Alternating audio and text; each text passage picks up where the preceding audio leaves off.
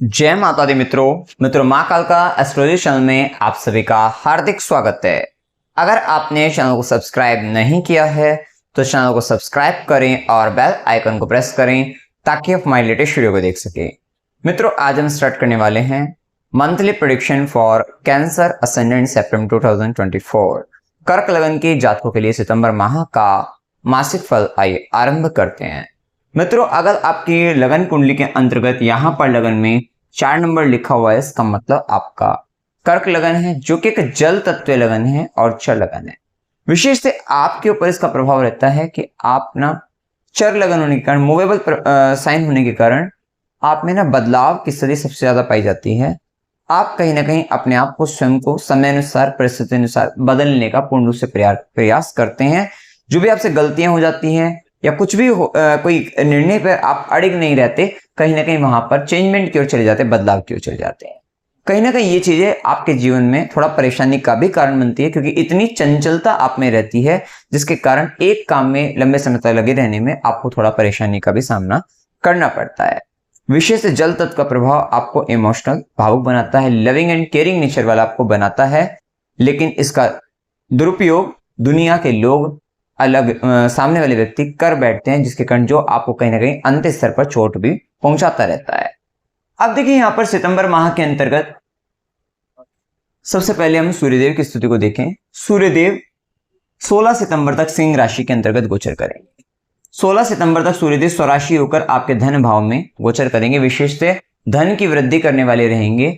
आपको आपकी विशेषतः अर्निंग कैपेसिटी के लिए वहां पर बढ़िया रहेगा, उसके लिए वृद्धि करेंगे। साथ ही आपके परिवार के अंतर्गत थोड़ा आपका जो देने का कार्य होगा राजा बनकर, वो थोड़ा बढ़ता हुआ दिखाई देगा। अर्थात फैमिली से रिलेटेड रिस्पॉन्सिबिलिटी आपके जीवन में आएंगी और आप वहां पर बढ़ चढ़कर आप वहां पर रिस्पॉन्सिबिलिटी लेते हुए नजर आएंगे और कुछ ना कुछ परिवार के लिए अच्छा कुछ करते हुए नजर आएंगे। लीडरशिप क्वालिटी आपके वहां पर बढ़कर कुछ ना कुछ करेंगे। लेकिन कहीं ना कहीं इसके साथ आप देखोगे कि परिवार की स्वाभिमानी प्रवृत्ति बढ़ेगी, तो वो भी प्रभाव आपको देखने को मिलेगा। और 16 सितंबर तक आप देखोगे कि आपकी यहाँ सेविंग्स भी यहाँ पर ठीक हो सकती है। मतलब यहाँ पर ये रहेगा कि अर्निंग कैपेसिटी एक तरफ बढ़ तो रही है, लेकिन सेविंग्स का इशू ये है कि क्योंकि वेश का भी संबंध, बुध का भी संबंध आएगा, तो कुछ ना कुछ प्रभाव वहां पर ये रहेगा कि पैसा सेव तो हो रहा है, लेकिन उसके साथ साथ खर्चे भी आ रहे हैं। तो थोड़ा मिला जुला प्रभाव वहां पर देखने को आपको मिलेगा। साथ ही परिवार का नाम रोशन होता हुआ दिखाई देगा। किसी ना किसी कारण से फैमिली का आप वहां पर नेम एंड फेम वहां पर बढ़ता हुआ दिखाई देगा, तो वो स्थिति भी अच्छी कह सकते हैं। वहीं सूर्य की दृष्टि का जो संबंध रहेगा वो अष्टम भाव पर, अष्टम भाव में शनि का भी प्रभाव चल रहा है। 8वें घर का शनि आपको रिसर्च वर्क में अच्छा काम, मतलब अच्छा करवा सकता है, अंडर द ग्राउंड से रिलेटेड कुछ अच्छा करा सकता है, या 8वें घर से संबंधित चीजों से अच्छा करा सकता है। सूर्य की दृष्टि ना वहां पर प्रभाव ये डाल रही है कि अगर आप कोई रिसर्च में है, किसी तरीके का गुप्त ज्ञान, ज्योतिष विद्या वगैरह इन सब चीजों में भी है ना, तो वहां पर कुछ नया सीखने को आपको मिलता हुआ दिखाई देगा। वहां कुछ ऐसे रहस्य, ऐसी छुपी हुई चीजें इस समय के अंतर्गत आपके सामने प्रकट होती हुई दिखाई देंगी। तो वो भी स्थिति रहेगी, क्योंकि इस समय देखो शनि 8वें घर के अंतर्गत ना आपको कर्म करा रहा है, कुछ लाभ से संबंधित थोड़ा छुपकर करा रहा है। तो थोड़ा परेशानी का कारण इसलिए भी बन सकता है क्योंकि सूर्य की दृष्टि आपके अष्टम भाव पर है, कि आपके वे कर्म जो रहस्यमयी हैं, जो छुप कर किए जा रहे हैं, सूर्यदेव की दृष्टि पड़ी है। और सेकंड लॉर्ड मतलब आपकी फैमिली भी बनती है यहाँ पर सूर्य के प्रभाव में। तो आपके परिवार के लोग, आपके पिताजी कह सकते हैं, आपके बॉस कह सकते हैं, या आपके समाज के, सरकार के लोग ना आपके कुछ ऐसे कर्म जो आप लाभ के लिए ना छुप कर रहे थे, वो थोड़ा उजागर होते हुए दिखाई दे सकते हैं। तो इस चीज को लेकर भी सावधान रहना है। मतलब यहां इस तरीके से मिले जुले प्रभाव बहुत तरीके से आपको देखने को मिलेंगे, लेकिन ये भी दृष्टि आपको ध्यान में रखनी है। वैसे तो 6th लॉर्ड अपने से 6th जा रहा है, जो भी आपका इस तरीके से शत्रु बनकर आएगा वो कहीं ना कहीं अपने ही शत्रुओं में उलझ कर रह जाएगा और आपके लिए वो कहीं ना कहीं फायदा ही सिद्ध होगा एट लास्ट। लेकिन फिर भी इस बात का आपको ध्यान रखना है कि अगर कुछ ऐसा गलत काम में अगर आप इन्वॉल्व है, तो गलत काम का परिणाम हमेशा गलत ही होता है, उसको हमेशा छोड़ देना चाहिए। इस बात का ध्यान आपको रखना चाहिए। वहीं सूर्य का प्रभाव आपकी वाणी में, आप कॉन्फिडेंस के साथ बात करते हुए नजर आएंगे, ऑर्डर देते हुए नजर आएंगे, तो ये सब चीजें अथॉरिटी पावर वाणी के माध्यम से स्पीच में आपके देखने को मिलेगी, तो वो भी प्रभाव रहेगा। थोड़ा आंखों से संबंधित परेशानी हो सकती है, संभल कर रहना है। पुरुषों के लिए राइट आई और मतलब मेल के लिए राइट आई और फीमेल के लिए लेफ्ट आई के इश्यूज हो सकते हैं। वैसे तो इस समय के अंतर्गत एक तरफ सूर्य बैठ गए, दूसरी तरफ मंगल, तो राइट और लेफ्ट दोनों को केस में दोनों ही आपको देखने को मिल जाएंगे कि आंखों से संबंधित ना आंखें लाल होना, आंखों में जलन होना, इस तरीके की समस्या इस मंथ आपको देखने को मिल सकती है कि आईज रिलेटेड इश्यूज वहां पर आपको देखने को मिल रहे हैं। इसके बाद देखिए सूर्य का प्रभाव, सूर्य धन भाव के स्वामी आपके तृतीय भाव में, द्वितीय तृतीय भाव के अंतर्गत गोचर करेंगे, कन्या राशि में गोचर करेंगे।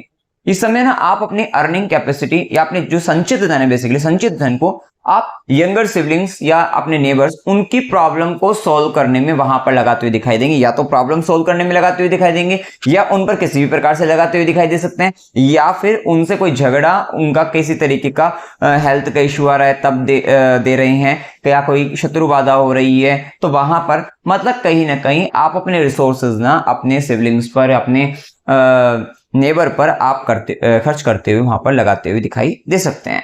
इस समय में आप अपनी अर्निंग कैपेसिटी को बढ़ाने के लिए, क्योंकि बेसिकली शुक्र भी नीच का केतु के साथ है, जो कि पूरे महीने अभी 18 सितंबर तक बेसिकली रहेगा, तो कहीं ना अपनी इनकम के लिए, आय वृद्धि के लिए ना आपको ना भटकना जरूर पड़ेगा। इस समय में इधर से उधर जाना पड़ेगा, ट्रैवलिंग आपकी बढ़ती हुई नजर आएगी, शॉर्ट ट्रेवल्स पर आपके खर्चे होते हुए नजर आएंगे। और बेसिकली आप देखोगे कि 23 सितंबर के बाद ना, क्योंकि 23 सितंबर का बुध भी उच्च का होकर सूर्य के प्रभाव में, आप अपने सेविंग्स का उपयोग ना अपने पैशन के लिए खर्च करते हुए, मतलब वहां पर लगाते हुए नजर आएंगे, किसी स्किल्स को सीखने के लिए।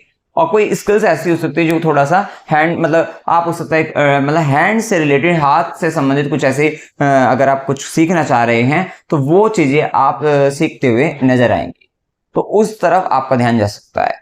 इस समय में सूर्य का प्रभाव थोड़ा सिबलिंग्स या नेबर का ईगो इशू, ये थोड़ा परेशान कर सकता है आपको वहां परेशान, लेकिन कहीं ना कहीं आपका कॉन्फिडेंस भी हाई रहेगा।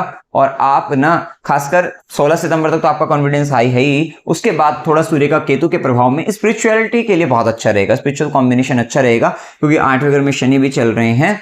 लेकिन ये स्पिरिचुअलिटी जो रहेगी ना, वो हो सकता है कि किसी अदर रिलीजन के अंतर्गत जाकर आप कुछ या कुछ दूसरी मतलब अपनी जो जिस भी आप जाति से, मतलब जिस भी आप मतलब जो भी आप अपना सरनेम लगाते हैं, उसे दूसरे सरनेम के व्यक्तियों के साथ में आपका जुड़ाव हो सकता है। तो ये थोड़ा यहाँ पर देखने को मिल सकता है कि राहु आपके 9th हाउस में है, 9th हाउस फादर का होता है, जहां से आपको सरनेम मिलता है। तो यहाँ पर डिफरेंट तरीके के किसी मतलब दूसरे सरनेम वाले व्यक्ति आपको वहां पर हेल्प कर सकता है। अब ये कोई भी हो सकते हैं, तो उस तरीके का प्रभाव देखने को आपको मिल सकता है। वहीं इसके बाद अगर हम देखें तो मंगल का जो प्रभाव रहेगा, अच्छा एक बात और यहाँ पर, क्योंकि मंगल आपके 12वें घर में मिथुन राशि में है, सेम टाइम पर आपके 16 सितंबर के बाद आपका जो धन है वो तीसरे भाव में ही जा रहा है। तो अपना ध्यान रखना है कि भाई आपको भुजाओं से संबंधित कोई परेशानी हो जाए, क्योंकि केतु भी आपके तीसरे भाव में चल रहा है, सूर्य भी आ गया। हो सकता है कि आपके हाथ से संबंधित, भुजाओं से संबंधित कोई फ्रैक्चर, कोई किसी तरीके का ये चीजें हो जाए, तो वहां पर भी एक दिक्कत दिखाई दे सकती है। गले से संबंधित परेशानी हो सकती है, कानों से संबंधित परेशानी हो सकती है, या फेफड़ों से संबंधित थोड़ी परेशानी होने की संभावना बनती है। वैसे भी शुक्र नीच का होकर केतु के प्रभाव में तीसरे भाव में भी रहेंगे, तो ये सारा कॉम्बिनेशन जो है ना, इस तरीके की परेशानी आपको दे सकता है। तो थोड़ा कफ वगैरह बढ़ सकता है, ये इश्यू आपको आ सकता है। इसके बाद देखिए यहाँ पर, जैसे कि हम बताएं, मंगल का प्रभाव पूरे महीने मिथुन राशि में 12वें घर में गोचर करेंगे, जो कि आपका पंचमेश भी है, दशमेश भी है। कर्म के स्वामी का 12वें घर में, या तो आपको ना काम के लिए आपको बाहर जाना पड़े, जन्म स्थान से दूर देश पड़े, जो वैसे भी हमने बताया इस महीने ना पैसा कमाने के लिए ना आपको, या तो जॉब के कारण आपको आपकी भागदौड़ हो जाए।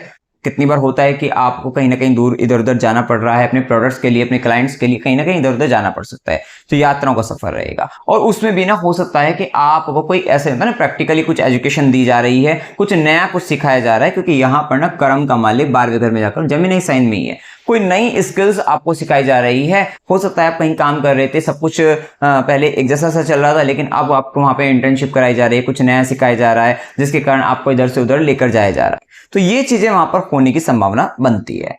और यहाँ पर देखो, या फिर क्या होगा कि अगर आप काम के लिए इधर उधर नहीं जा रहे, तो कहीं ना कहीं, क्योंकि वर्क 10th लॉर्ड आपका 12th हाउस के अंदर ये है ना, जॉब लॉस या करियर के अंतर्गत ना आपको प्रॉब्लम्स, इश्यूज दे सकता है, कि वहां पर लॉस होने की संभावना बढ़ सकती है। तो ये भी स्थिति हो सकती है। या फिर फॉरेन से इनकम भी दे सकता है, विदेशी संबंध बनाकर, बाहरी क्षेत्रों से संबंध बनाकर आपको लाभ भी दे सकता है। और बेसिकली यहाँ पर ना जो सिखाया जा रहा है, कुछ टेक्निकली सिखाया जा रहा है, तो आप टेक्निकली कुछ सीखने के लिए आप बाहर जा सकते हैं। और वैसे भी पंचम भाव का स्वामी, पंचम भाव फुल एक्टिवेशन में, क्योंकि शनि की 10वीं दृष्टि, गुरु की 7th आस्पेक्ट सीधी दृष्टि पड़ रही है। सेम टाइम पर ना आपका मंगल 5वें घर का स्वामी कहाँ पर जाकर शिक्षा ले रहा है, 12वें घर। आप कहीं बाहर जाकर एजुकेशन ले सकते हैं, हो सकता है टेक्निकल एजुकेशन, हो सकता है इंजीनियरिंग करने आप कहीं जा सकते हैं। तो ये थोड़ा टाइम यहाँ पर हो सकता है कि भाई आप कुछ टेक्निकली सीखने के लिए बाहर जा रहे हैं। तो ये सब संभावना यहाँ पर देखने को आपको मिलेगी। इसी के साथ ध्यान रखना कि आपके बच्चों के कारण, क्योंकि 5th लॉर्ड बच्चों के कारण हो सकता है, लव रिलेशंस के कारण। वैसे भी लव रिलेशन इस समय बहुत खराब स्थिति है, क्योंकि 5वें घर का मालिक अपने से अष्टम, तो खुद खुद मृत्यु की ओर जा रहा है। मतलब खुद मृत्यु का मतलब खुद अपने आप में खत्म हो रहा है, खराब स्थिति में जा रहा है अपने आप में। अष्टम अपने आप में खराब स्थिति, लेकिन आपका लॉस करा कर जा रहा है, आपको एक बंधन में डाल के जरूर जा रहा है। सेम टाइम पर शुक्र जो कि लव रिलेशंस का कारक ग्रह, प्रेम संबंधों का कारक ग्रह, नीच का होकर केतु के साथ। तो खासकर ध्यान रखना है शुरुआती, मतलब ये जो 18 सितंबर तक का समय है, प्रेम संबंधों में बहुत सावधान रहना है, वहां पर परेशानी बन सकती है।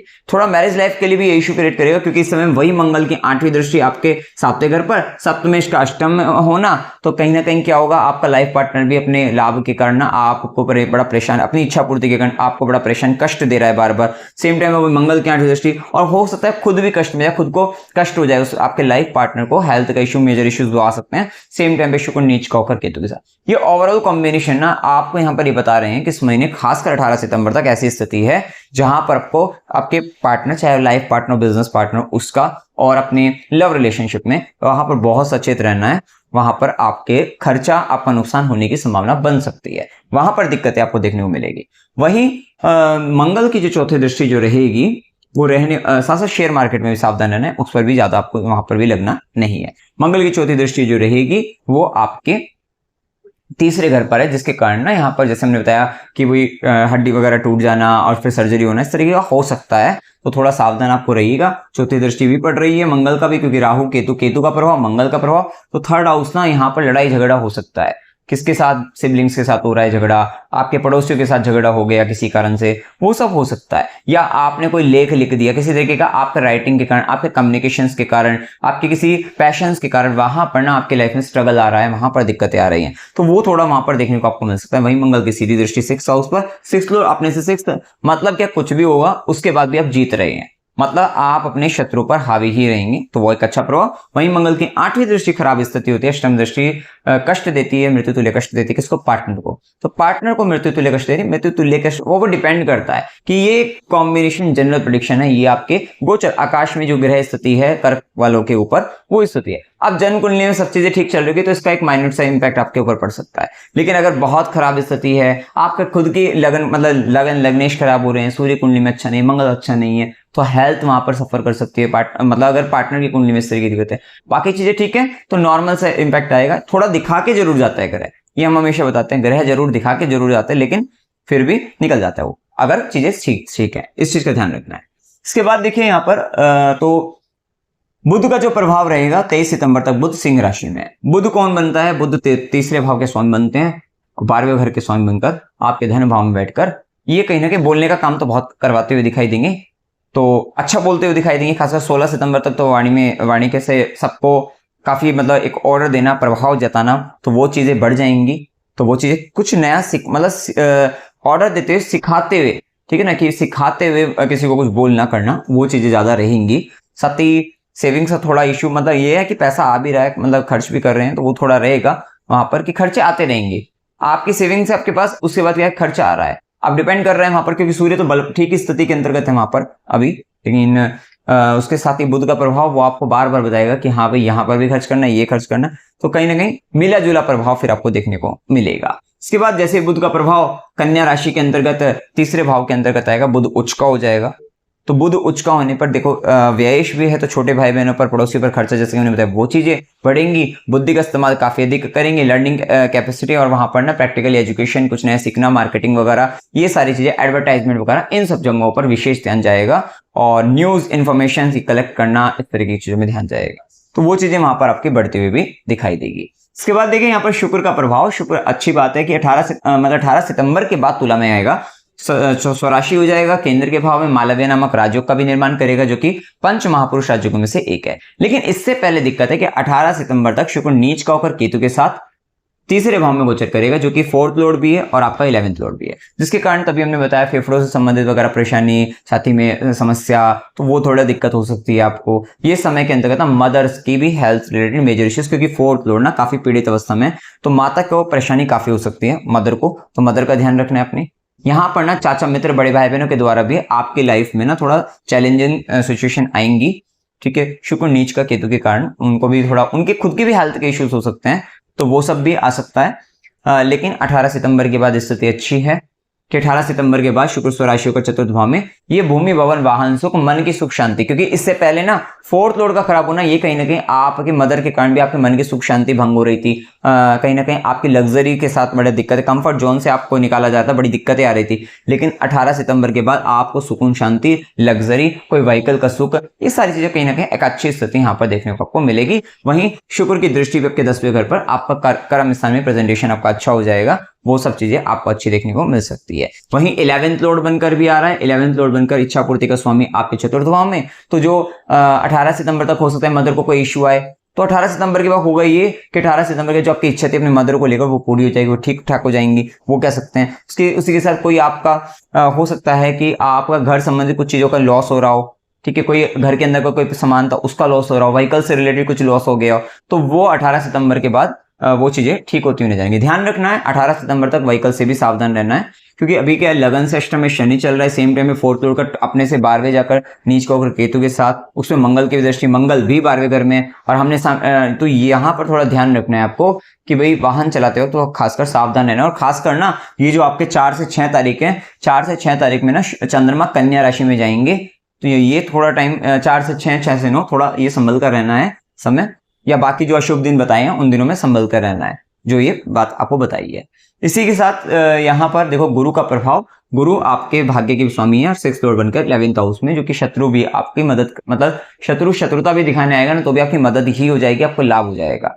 वहीं जुपिटर का इंपैक्ट भाग्य का स्वामी बनकर आपका भाग्य फलित हो रहा है आपकी इनकम को आय वृद्धि के लिए, आपके यहाँ पर आय वृद्धि के लिए, लेकिन चाचा मित्र बड़े भाई बहनों के द्वारा भी ना वहां से भी आपको भाग्य फलित हुआ दिखाई देगा। लेकिन इस समय पे जो 18 सितंबर तक हमने बताया शुक्र नीच का केतु के साथ है, तो वो खुद भी कमजोर हो रहे हैं, खुद भी उनका वैल्यू सिस्टम डाउन है। कितनी बार क्या होता है ना कि चलो वे वहां से आपको फायदा तो हो रहा था, भाग्य का स्वामी बैठा है तो भाग्य का स्वामी वहां से लाभ तो दिलवा रहा था, लेकिन क्या है सामने वाला व्यक्ति जो लाभ दे ही रहा था वो खुद अपने आप में कमजोर हो गया, खुद अपने आप में पीड़ित हो गया, खुद उसका वैल्यू सिस्टम इस समय डाउन हो रहा है।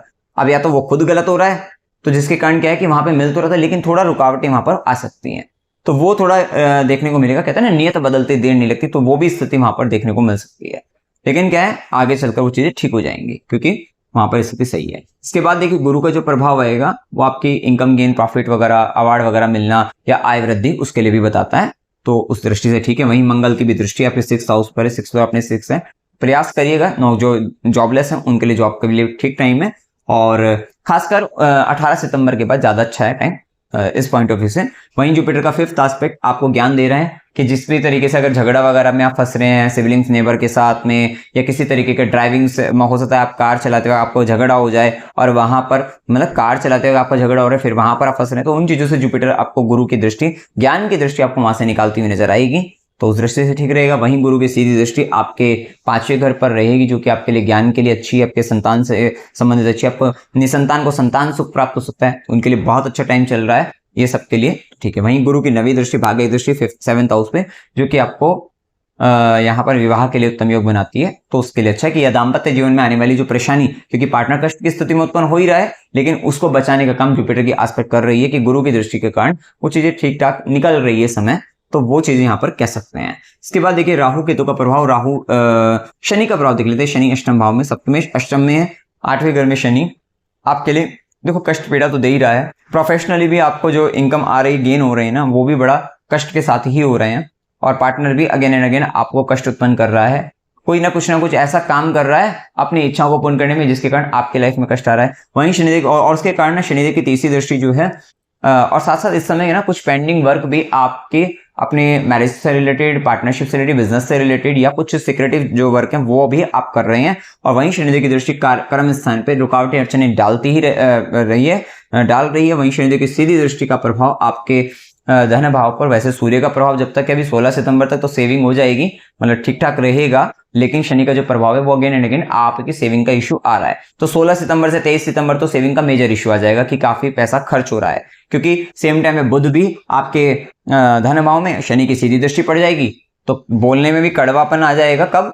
16 सितंबर के बाद। 16 सितंबर तक सूर्य बचा कर रखेंगे, ये ध्यान रखना है। उसके बाद वहीं शनि की दशम दृष्टि, कर्म दृष्टि पंचम भाव पर, बच्चों की एजुकेशन से रिलेटेड, अपनी स्वयं की शिक्षा की काफी बड़ी जिम्मेदारी या संतान से संबंधित बड़ी जिम्मेदारी आप इस समय में निभा रहे हैं। बहुत बड़ी जिम्मेदारी के साथ आप चल रहे हैं इस समय के अंतर्गत। वहीं राहु का प्रभाव ना आपको आपके फादर गुरु के लिए धर्म के कारण ना वहां पर बहुत ज्यादा अप्स एंड डाउन क्रिएट कर रहा है। वहां पर ना आपको भ्रम उत्पन्न हो रहा है, वहां पर इल्यूजन क्रिएट हो रहा है, वो चीज वहां पर आ रही है। साथ ही आपको लग रहा है कि मतलब धर्म के अंतर्गत ना थोड़ा अपने तरफ से नया तरीके से धर्म का चालू करना चाह रहे हैं, मतलब वो चीज कर रहे हैं, सबको बहुत कुछ छोड़ने का प्रयास कर रहे हैं। और वहीं राहु की दृष्टि ने इमोशनली आपको टर्बुलेंस क्रिएट कर रही है, फ्लक्चुएशन क्रिएट कर रहे हैं, डर भय वो आ रहे हैं। लगन पर भी दृष्टि है और सीधी दृष्टि रहेगी आपके केतु का प्रभाव, वही नवी दृष्टि रहेगी आपके 5th हाउस पर। ये बातें, ये चीजें ना आपके चित्त के अंतर्गत भी इस तरीके से जा रही हैं कि बच्चों को लेकर भी एक डर यहाँ पर, क्योंकि जिम्मेदारी बड़ी आ रही है, डर भी लग रहा है, लेकिन राहु का काम वहां पर, तो ये फ्लक्चुएशन क्रिएट हो रहा है। और इसी तरह लव रिलेशनशिप में भी हो रहा है। लेकिन जैसा कि मैंने बताया, अभी लव रिलेशन के लिए 18 सितंबर तक खराब स्थिति है, तो उसका ध्यान आपको रखना है। कुछ उपाय बताए गए हैं, वो सब आपको करने हैं। इसमें शुभ दिन 1 से 4, 6 से 9, 9 से 11, 14 से 16, 20 से 22, 22 से 24, 26 से 29, 29 से, ये दिन आपके लिए शुभ है। वहीं अशुभ दिनों में 4 से 6, 11 से 14, 16 से 18, 18 से 20, 24 से 26, ये दिन आपके लिए अशुभ रहेंगे। यात्रा के युग में अकस्मात यात्रा 11 से 14, 16 से 18 की स्थिति है। मनोरंजन के लिए यात्रा 14 से 16 की रहेगी। धार्मिक यात्रा 4 से 6, 9 से 11, 14 से 16, 18 से 20 की होगी। अस्पताल, गुरु के आश्रम, खुशी खर्च संबंधित यात्रा 24 से 26 की होगी। कष्ट के साथ यात्रा 4 से 6 की हो सकती है। अमावस्या 2 सितंबर की रहेगी। उपाय क्या करने चाहिए? शुक्र का काफी पीड़ित अवस्था में, केतु के साथ कमजोर अवस्था में होना, समय में वैभव लक्ष्मी व्रत आपके लिए बहुत अच्छे रहेंगे। हमने लास्ट मंथ भी बताया था, 5 व्रत करिए, आपके बहुत आपके लिए ये शुक्र की जो नेगेटिविटी, नकारात्मकता, वो आप शांत रहेगी, तो वहां से आपको चीजें ठीक रहेंगी आपके लिए। ठीक है, श्री सूक्त का पाठ करते रहिएगा। ठीक है, ओम क्रीम कालिकाय नमः, ये मंत्र का जब खासकर जिनकी शनि दशा, शनि से पीड़ा ज्यादा हो रही है, उनके लिए ज्यादा अच्छा रहेगा। शिवलिंग पर जल चढ़ाना है और शिवलिंग पर जल के साथ दही अवश्य चढ़ाते रहना है इस समय में, क्योंकि शुक्र से संबंधित है और यहाँ पे जो नीच का होकर केतु के साथ है, तो वहां पर जितनी भी नेगेटिविटी है उससे संबंधित वो चली जाएगी, तो दिक्कत नहीं रहेगी। ओम नमो भगवते वासुदेवाय, इस मंत्र का जाप करना है, या ओम एम ह्रीम क्लीम चामुंडा विच्चे, इस मंत्र का जाप करना है। जिनका राहु का दुष्प्रभाव चल रहा है उनके लिए मंत्र काफी अच्छा रहेगा। सूर्यदेव को जल चढ़ाना है, स्ट्रीट डॉग की सेवा करनी है आपको, कुत्ते को कुछ ना कुछ खिलाते रहना है। और खासकर अगर पनीर खिलाया जाए इस समय में, क्योंकि इस समय में शुक्र से की पीड़ा चलेगी, तो अगर आप स्ट्रीट डॉग को पनीर खिलाओगे तो आपके लिए बेस्ट रहेगा, अगर आप वो कर सकते हैं। गाय को हरा चारा खिलाना है और खासकर बुधवार कर लीजिए, या डेली देखो कुछ रिचुअल्स, कुछ ऐसी चीजें हैं, कुछ ऐसे दान पुण्य कर्म है हमेशा करते रहने चाहिए, क्योंकि हमारे आसपास जितने भी जीव जंतु हैं उनकी जिम्मेदारी हमारी ही बनती है। तो ये तो ज्योतिष के माध्यम से क्या है कि हम ग्रहों को देखते हुए, ग्रह पीड़ा को देखते हुए हम ये करना शुरू कर देते हैं। वो कहीं ना कहीं हमारा जो वैदिक जो एक सिस्टम है, ये पूरा का पूरा, ये सबकी मदद ही है, सबकी हेल्प ही है। और क्योंकि जब सब सुखी हैं तभी हम सुख भोग सकते हैं, या तभी हमें शांति सुकून मिल सकता है। तो ये सब इंटरकनेक्टेड है आपस में। शनिवार को गरीबों को भोजन कराइएगा, हनुमान चालीसा का पाठ करना है। शुक्रवार को खीर बनाकर माता लक्ष्मी को भी भोग लगाना है, उसको स्वयं भी प्रसाद को ग्रहण करें और अन्य लोगों को भी आपको खिलाना है। तो मित्रों, जानकारी अगर आपको अच्छी लगी हो, वीडियो को लाइक कीजिएगा, शेयर कीजिएगा और चैनल को सब्सक्राइब कीजिएगा। जय माता दी।